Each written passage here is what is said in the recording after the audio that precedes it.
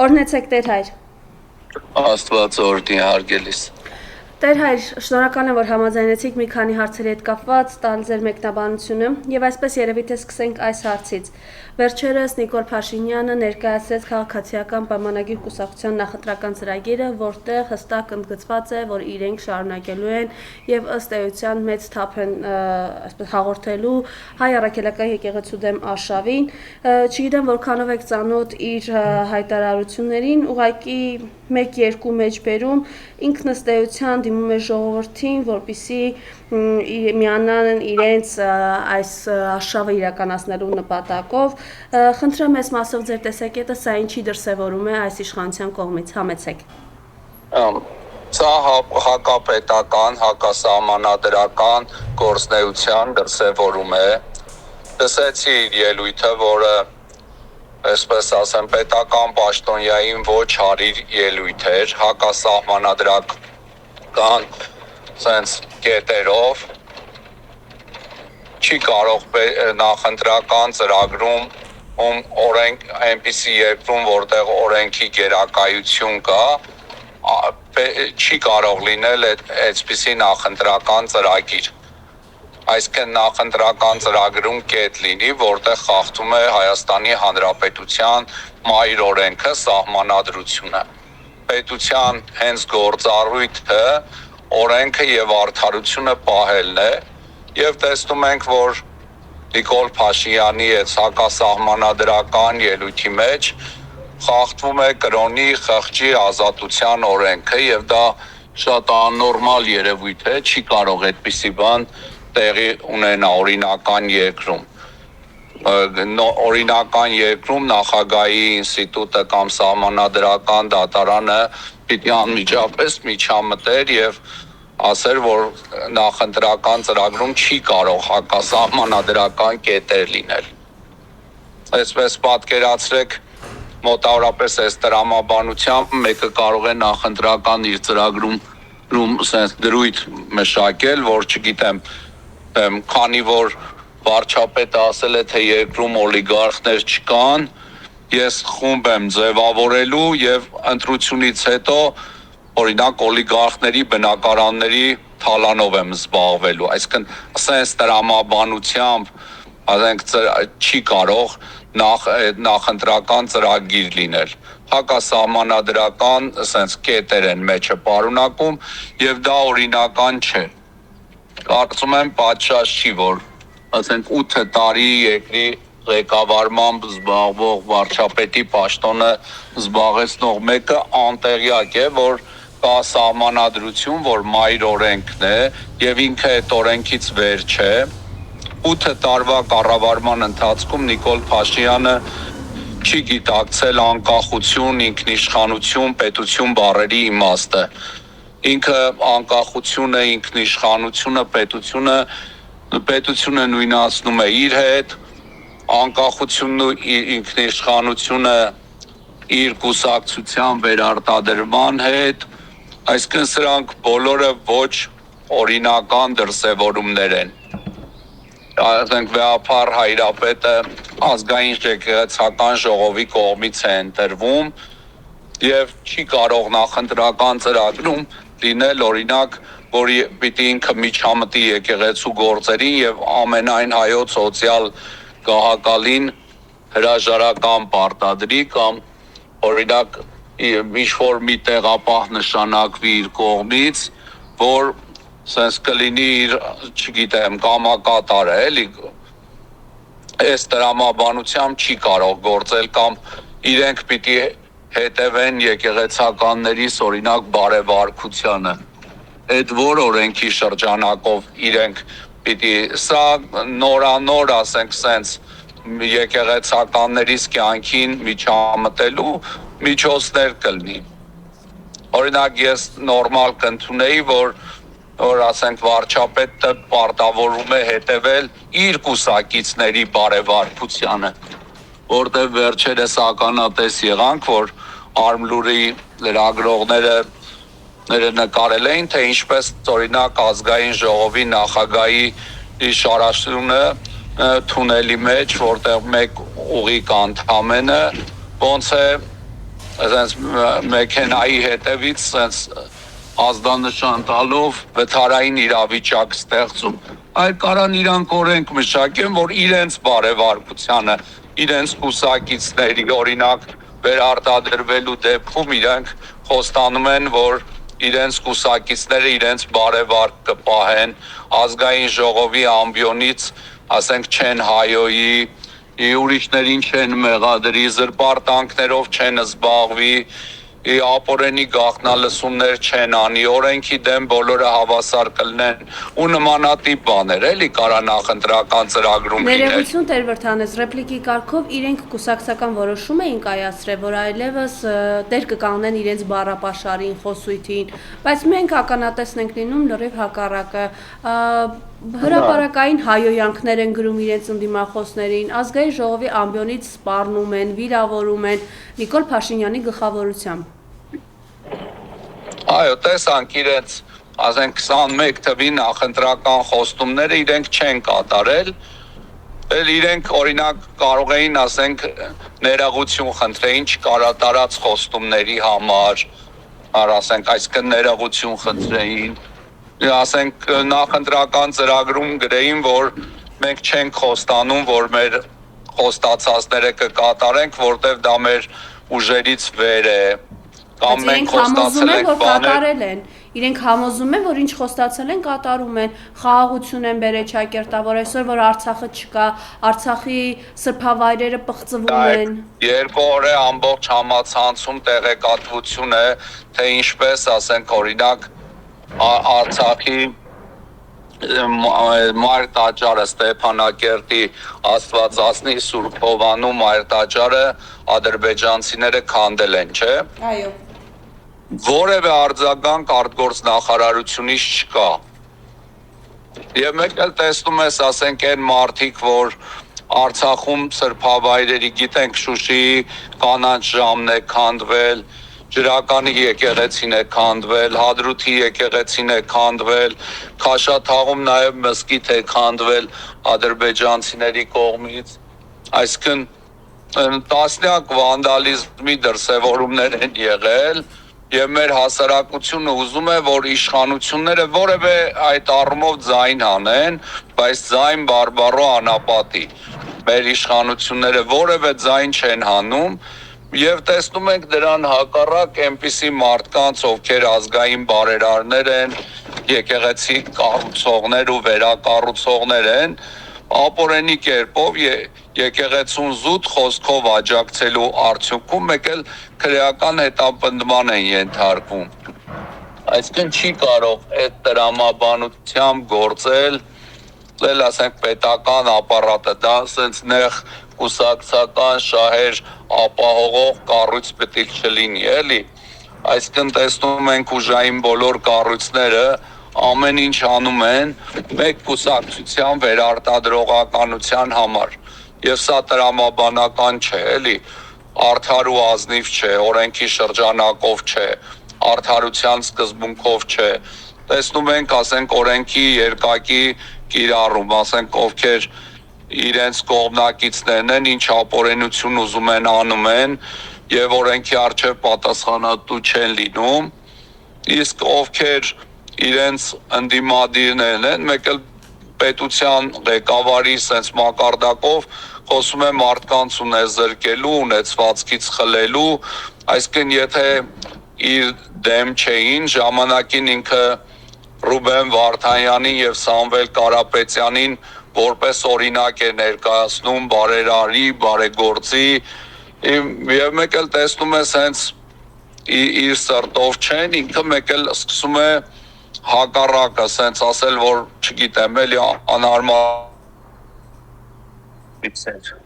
Այսինքն տեսնում ենք, որ պետական մեքենան իրենք ծառայեցնում են իրենց վարչական այս վերարտադրողականությանը եւ վարչական ռեսուրս են օգտագործում,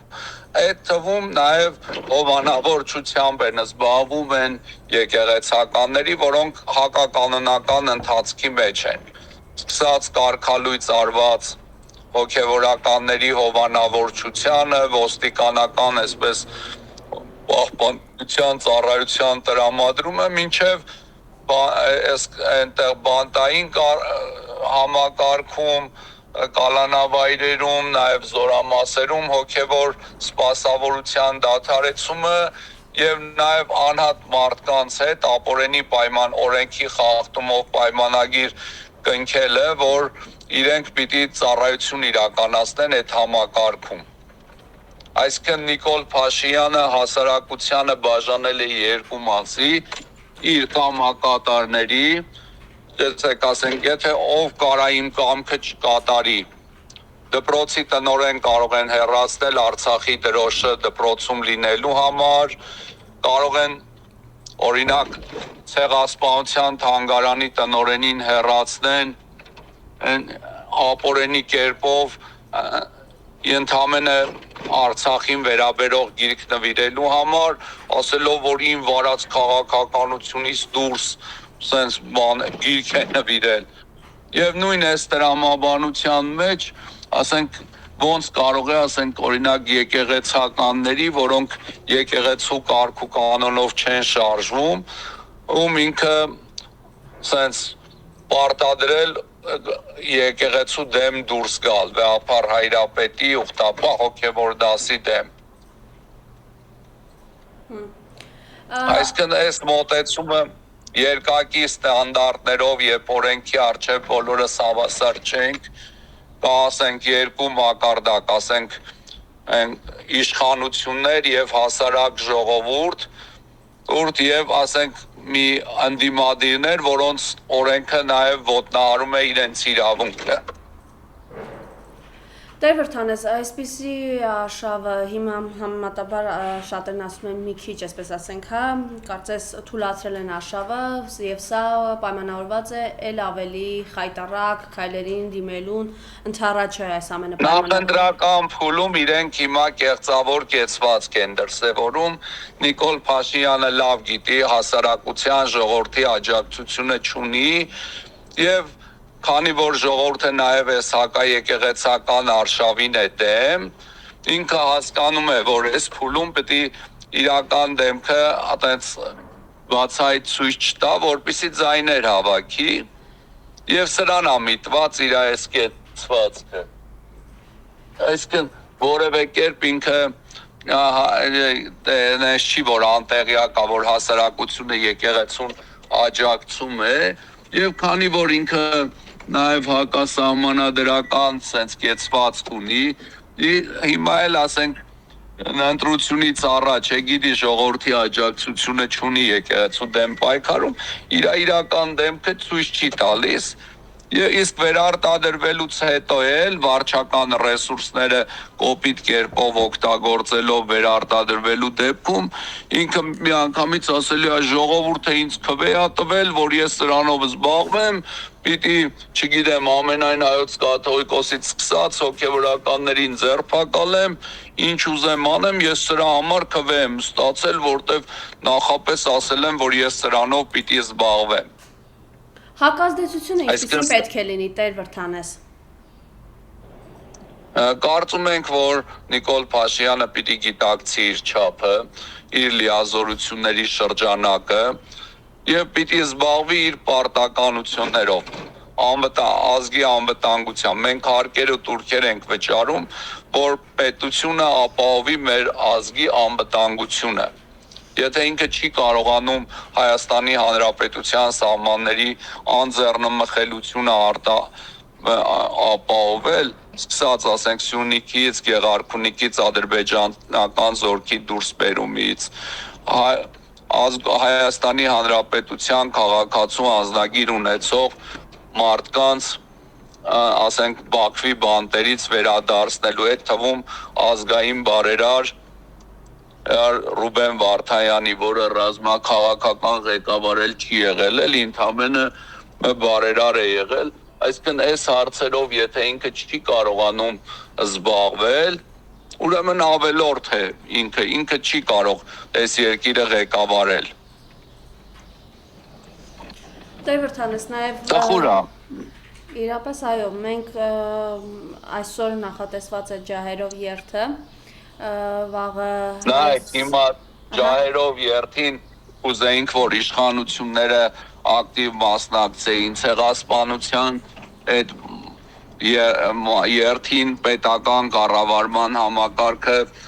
սենց մայրաթորի հետ համատեղ մասնակցեին, ազգը միաբան լինի։ Իսկ հիմա տեսնում ենք ինչ, ասենք իշխանությունները ցեղասպանության նախորդին խոսում են ապրիլի 25-ին ինչ-որ Երևանի կենտրոնական փողոցներից մեկում, որ առանց են էլ փողոցների վիճակը ահավոր է, այս վիճակը, ասենք, խցանումներ եւ այլն, իրանք ուզում են ինչ-որ Երևանի կենտրոնական փողոցներից մեկում, օրինակ Ամիրյան փողոցում ուզում են խորովածի փառատոն անեն, խորոված ուտեն։ Եվ ասենք չես հասկանում, իրանց ասենք բացի այդ ուտելուց, խմելուց ուրիշ դες կյանքի նպատակ, պարտականություն չունեն իշխանությունները։ Ի վերջո իշխանությունները պիտի ասենք ծրագիր ունենան, ասենք գործեր ունենան, իրանք լրիվ պարապ են մնացել։ Որևէ բանով չեն զբաղվում եւ տեսնում ենք զբաղվում են այնպիսի բաներով, որոնցով զբաղվելու օրենքով իրավունքը չունեն։ Դե ճիշտ Ոնց ասած, կարա ասենք, ահա, օրինակ ասենք վերջի անգամ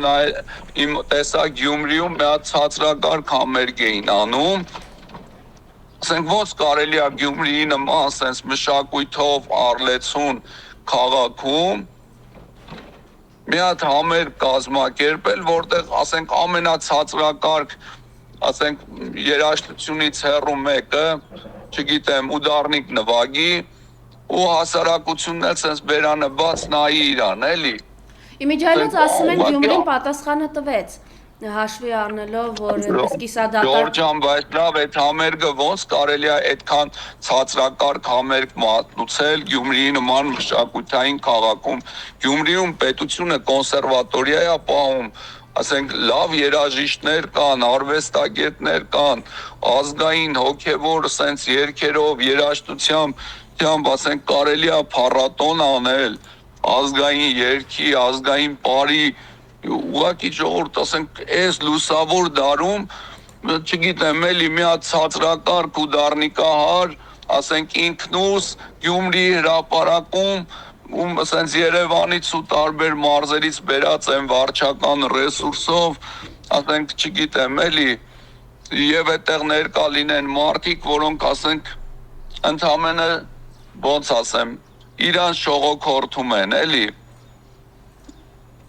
Տխուր է, ասենք Գյումրիի նման մշակութային քաղաքում կարելի է շատ բարձրակարգ ազգային ոգով, ասենք, մեծ համերգ կազմակերպել եւ այդ համերգին էլ կարա մասնակցի գյուղի հասարակությունը եւ տեսանք, ասենք, ժողովուրդը եկեղեցիներում լեցուն եւ ամենափրկչում եւ 7 վերքում ժամերգության էին, իսկ փողոցում այդ անդուր ուդարնիկի, ասենք, նաեւ ոչ sense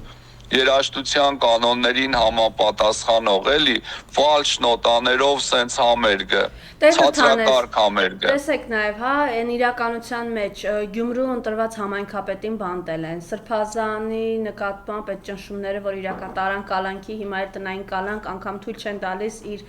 հոգևոր ծառայությանը լիարժեք Գյումրի քաղաքապետին, որ կալանքում է, իհարկե լավ չէ,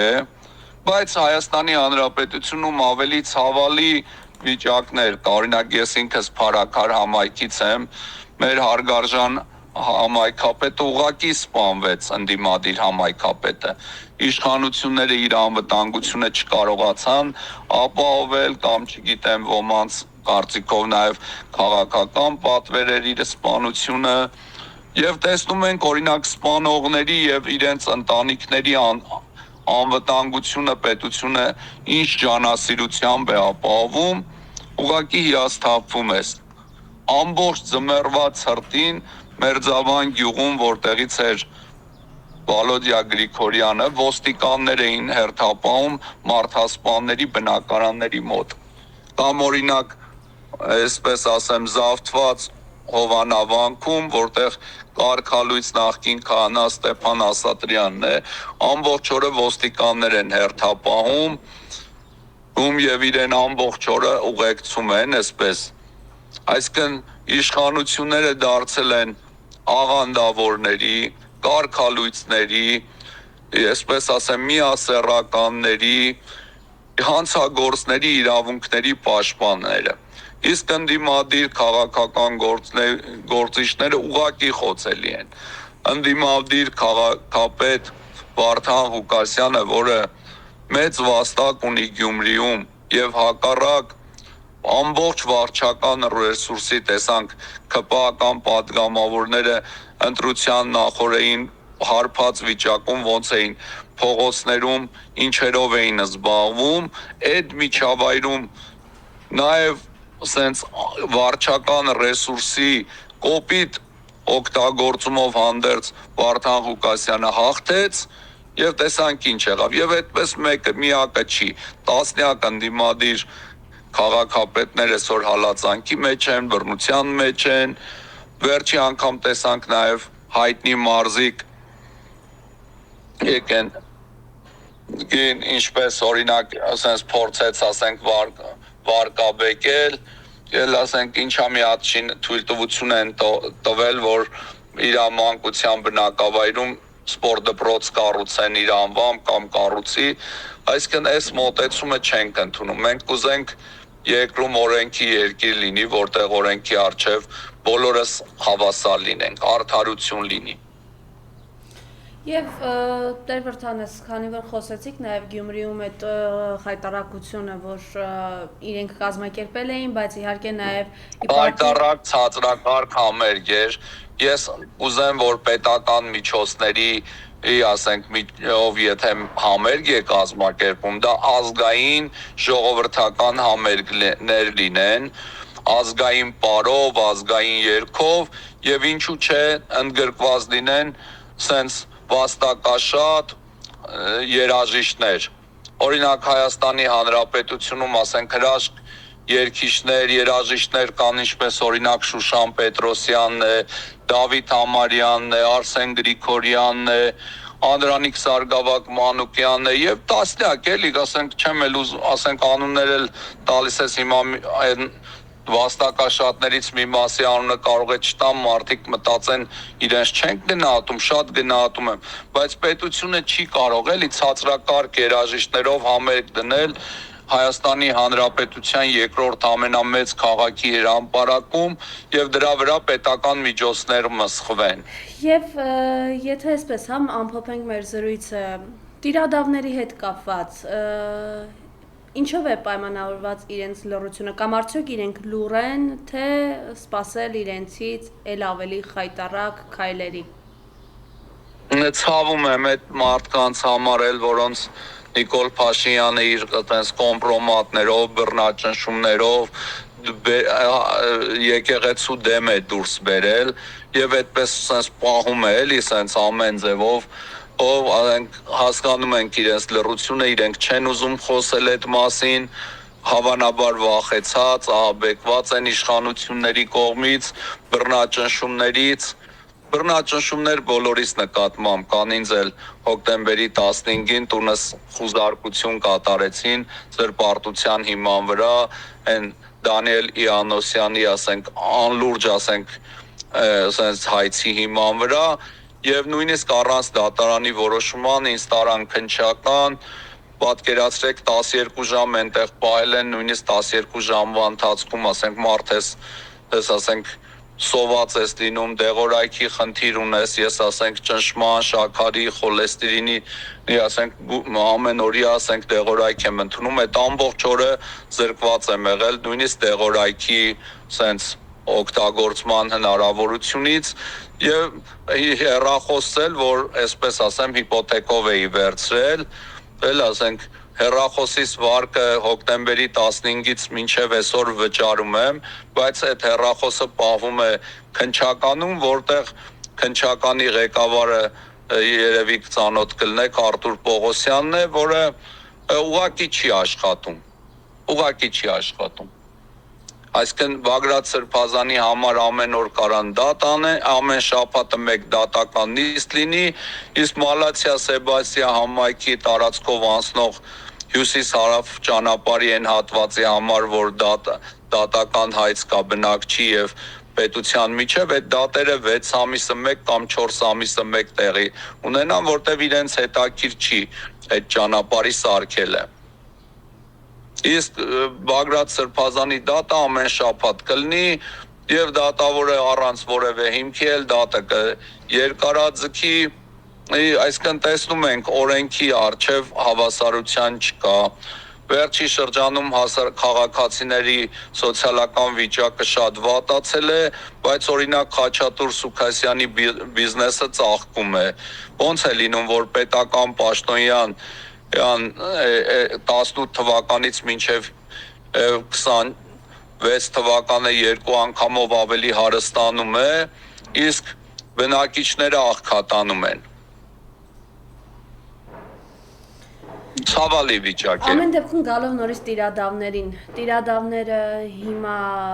ըստ ձեզ լուր են, թե իրենք ավելի խայտառակ քայլի կգնան Նիկոլ Փաշինյանի հետ։ Իրենք ինքնա արտահայտվելու հնարավորություն չունեն, իրենք այս բային ստրուկի կարգավիճակում են, Նիկոլ Փաշինյանը ինչ ասի, դա էլ պիտի անեն, իրենք կարելի ասել այս իշխանությունները իրենց, այսպես ասեմ, ուղղակի եկեղեցուց սենց առևանգել եւ օգտագործում են եկեղեցու դեմ։ Կարող է շատ կոպիտ հնչի հայտարարությունս, իրանք հայտնվել են այն երեխաների կարգավիճակում, որ թուրքերը ծնողներից գողանում էին տղա երեխաներին, գերեվարում էին, հետո նրա իրենցից ենիչերներ էին պատրաստում եւ 40, 50, 60 տարի հետո այդ նույն բնակավայրից գողացված երեխային որպես ենիչեր օգտագործում էին այդ նույն բնակավայրը գրավելու համար։ Եվ մեկ ուղղակի այսպես ռեպլիկի կարգով հարց, եթե կցանկանաք պատասխանեք, Սիրով։ Աննա Հակոբյան, Նիկոլ Փաշինյան այս զույգը ամիսներ առաջ ինչ շոու սարքեց, բայց հետո Գյումրիում տեսանք միասին, այս ամենը ձեզ ինչով է պայմանավորված։ Ինքը սա էլ վատ երևույթ է, հասարակության այլասերելուն միտված գործնեություն է։ Ես օրինակ ցավով իմացա, որ նաև իր ասենց աջակիցներից շատերը իր օրինակով կարող է մտածեն ամուսնալուծվելը շատ նորմալ երևույթ է, իրենք էլ ամուսնալուծվեն, դե նորմալ է, եթե վարչապետը ամուսնալուծված է, մենք էլ կարանք ամուսնալուծված լինենք, կնոջը տանից դուրս անեն, այն հետո մի քանի ամիս հետո մեկ էլ տենանք վարչապետը նորից միացել է իր նախկին կնոջ, չգիտեմ նախկինում կինն ա եղել թե չէ, ասենք ու մեկ էլ տեսնես այդ իր հետևորդը, որ ընկել է իր ազդեցության տակ կնոջից կամ ամուսնուց բաժանվել է, այդպես էլ երբեք չմիանա իր կնոջը կամ ամուսնուն։ Այսինքն ապորենի կերպով համատեղ ապրելու քարոզ էր իրենց գործնեությունը, առանց եկեղեցու պսակի եւ առանց ԶԱԳՍ-ի համատեղ ապրելու այդ վատ երևույթը եւ ամուսնալուծությունն էլ սենց երևույթ էր, որ կարելի է ամուսնալուծվել, ինչ խնդիր կա սրա մեջ եւ վերջում էլ տեսնում ենք, որ ասենք կարող են իրենք շատ արագ միանալ, հասարակությունն էլ ասենք իրենց վատ օրինակին հետևելով ամուսնալուծվի եւ նորից չմիավորվի։ Շնորհակալություն Տեր Վրդանես, որ համաձայնեցիք։ Ասենք իրենց ցավալիորեն ասեմ, Նիկոլ Փաշինյանը իր այսպես ասեմ կողակցիկ, չգիտեմ, կնոջ հետ եւ իր ընտանիքով նաեւ մեր հասարակությանը բարոյական վատ օրինակ է։ Ես կուզեմ ասենք մեր երկրի վարչապետը օրինակելի ընտանիք ունենա, եկեղեցով, պետության գրանցումով գրանցված ամուսնությամբ եւ օրինակելի երեխաների ծնողներ լինեն վարչապետը եւ իր տիկինը կամ վարչապետը եւ իր ամուսինը։ Շնորհակալություն Տեր Վրդանես։ Աստված օրհնի, լավ եղեք հարգելիս։